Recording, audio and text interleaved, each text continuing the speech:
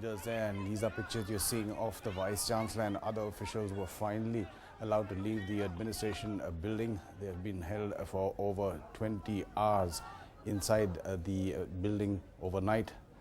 The Vice Chancellor spoke to NDTV as well, saying that many staff members were falling ill since they had no food since the time they had been confined in the building. The protests, though, continuing over the missing student. The Home Minister Rajnath Singh has spoken to Delhi's Commissioner of Police twice and asked him to set up a special investigation team to probe where this missing student is. These are pictures you're seeing of the Vice Chancellor, who's finally being allowed to leave the building complex where he and other officials were confined for over 20 hours. The student has been missing since Saturday. Rashmi Maan is on campus and joins us on the phone line. Rashmi, the Vice Chancellor and other officials finally allowed to leave after more than 20 hours? Amitabh, that's right. The Vice Chancellor and other officials left the administration block after 20 hours. In fact, after spending close to 24 hours inside that building. They, in fact, appealed to the students and said that it's unconstitutional for them to do this gherav and stop them from going out. Now, the students are about to make a speech. In fact, Mohit, the JNU SU president, is about to come out to address the media, address other students on their next plan. Most probably, according to some reports and some students, are some of the sources, there is going to be a march which is going to be held tomorrow. Where and when is yet to be announced. There is somehow no negotiation point wherein the students and the JNUTA, along with the administration, are on the same page. Everybody is still, the students feel that not much is being done in order to find Najeeb. But the administration is also pressing on the fact that they already have an inquiry committee. They have sent letters to the police.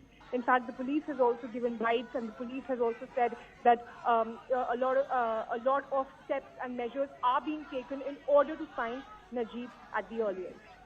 What is the left-linked ISA's allegation about Najeeb? ISA's and the SFR, their allegations are that ABVP was involved in this. ABVP could have created a conspiracy. However, what ABVP has to say is that they are not involved in it in any way. Vikrant, who is allegedly an ABVP sympathizer, says that he is not associated with the party. Vikrant was the person who was involved with Najeeb in that scuffle. And that is how the political angle comes into play on the campus. Rashmi, and so far, what is the Delhi police saying?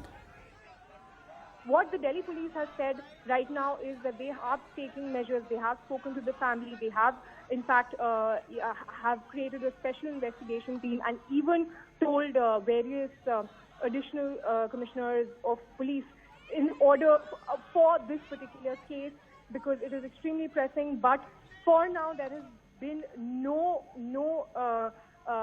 leads as to where Najeeb could have gone. According to some sources and according to eyewitnesses, Najeeb apparently went on his own, by himself alone. He was not kidnapped, etc.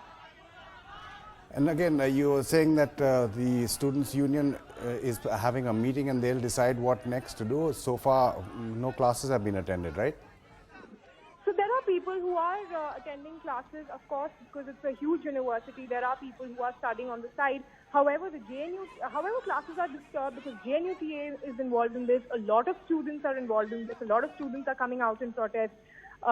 This has it has created a frenzy in the campus for now. So classes are definitely disturbed, but not entirely. There are still some students who want to study, and that is also a point of contention because the administration and the Teachers Association are again and again pressing for the fact that the university must start running normally again.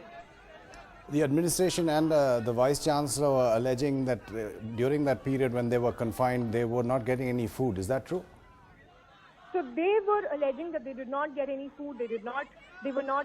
Some of them are sick people, some of them are unwell, one of them is a diabetic patient, but they were not allowed to take medicines, etc.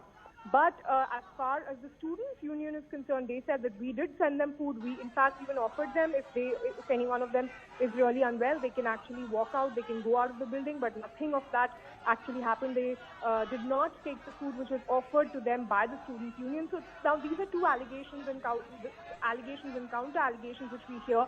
But according to the Vice Chancellor, they did not have any food for the last 24 hours.